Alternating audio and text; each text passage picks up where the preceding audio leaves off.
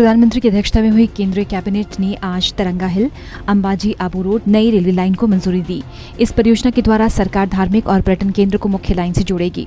प्रस्तावित रेलवे दोहरीकरण के जुड़ने से राजस्थान के सिरोही जिले और गुजरात के बनासकांठा और मेहसाणा जिलों से होकर गुजरेगी।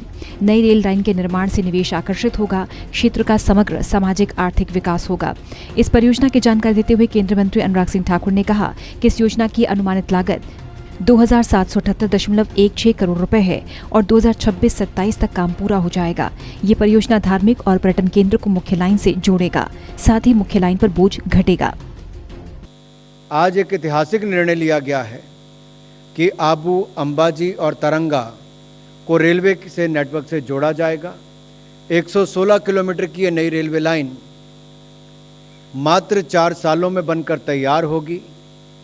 2798 करोड़ रुपए इसके ऊपर खर्च आएगा और अगले 4 वर्षों में जब इस पे काम चल रहा होगा तो लगभग 40 लाख मैंडेज इसमें होंगे, जिसमें से लोगों को रोजगार स्वरोजगार के अवसर मिलेंगे और रोजगार स्वरोजगार के नए द्वार भी इस रेलवे परियोजना के माध्यम से खुलेंगे।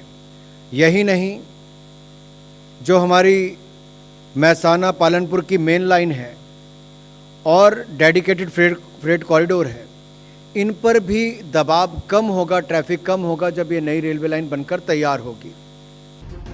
केंद्रीय मंत्री ने कहा कि लाइन कृषि और स्थानीय उत्पादों की तेज से आवाजाही की सुविधा प्रदान करेगी। गुजरात, राजस्थान राज्य के भीतर और देश के अन्य हिस्सों में भी लोगों की बेहतर गतिशीलता प्रदान करेगी।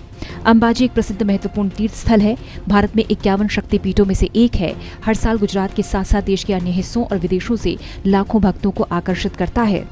इस लाइन के बनने से लाखों श्रद्धालुओं को यात्रा में आसानी होगी। इसके अलावा तरंगा हिल में अजीतनाथ जैन मंदिर के दर्शन करने वाले भक्तों को भी इस संपर्क से बहुत लाभ होगा।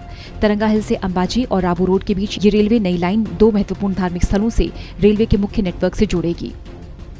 आबू, अंबाजी और तरंगा को रेलवे नेटवर्क से जोड़ने की मांग बहुत लंबे समय से थी, क्योंकि इसके आसपास जहां मैं बात करूं, श्री अंबाजी माता जी का भारत के 51 शक्तिपीठ जो स्थान है उनमें नाम आता है और एक प्रमुख तीर्थ स्थलों में से एक है। देश के करोड़ों लोग यहाँ पर जाते भी हैं और दर्शन भी करते हैं। साथ ही आबू भी एक विशिष्ट पर्यटक स्थल भी है और यहाँ पर भी ब्रह्म कुमारी ईश्वरीय विश्वविद्यालय की स्थापना हुई है और उसका मुख्यालय भी है। इसी तरह से ही गुजरात में तारंगा जैन समाज का एक महत्वपूर्ण तीर्थ स्थल है और 24 तीर्थंकरों में से एक तीर्थंकर का स्थान तरंगा भी है। प्रस्तावित रेलवे दोहरीकरण के जुड़ने से राजस्थान के सिरोही जिले और गुजरात के बनासकांठा और मेहसाणा जिलों से होकर गुजरेगी। नई रेलवे लाइन के निर्माण से निवेश आकर्षित होगा। टोटल न्यूज के लिए प्रदीप कुमार की रिपोर्ट।